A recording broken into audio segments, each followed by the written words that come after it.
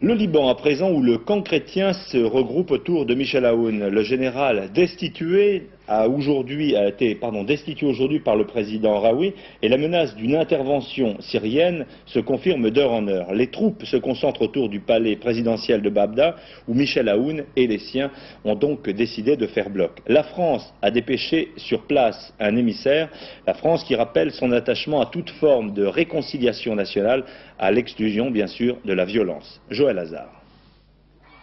Depuis la nuit dernière, par milliers, les chrétiens libanais déferlent sur le palais présidentiel de Babda.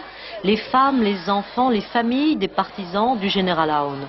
Tous au premier rang pour clamer leur soutien irréductible au chef du réduit chrétien.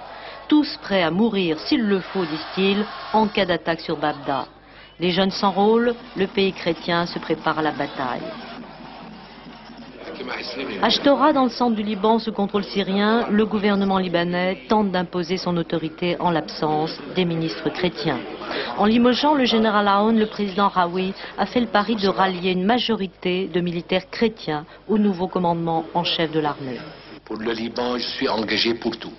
Pour sa souveraineté, pour son indépendance et pour qu'il n'y ait plus sur le territoire libanais que l'armée libanaise. Tôt ou tard, c'est l'armée libanaise qui va régner au Liban sur tous les territoires libanais. Sur la ligne de démarcation de Beyrouth, la 6e brigade musulmane de l'armée libanaise tentait aujourd'hui une démonstration de force. En réalité, les véritables pressions se jouent ailleurs, sur les fronts de montagne autour du pays chrétien, là où des mouvements de troupes et de blindés syriens se poursuivent ce soir. Si le gouvernement libanais hésite à engager une bataille fratricide, les troupes spéciales de Damas risquent, elles, de prendre le relais.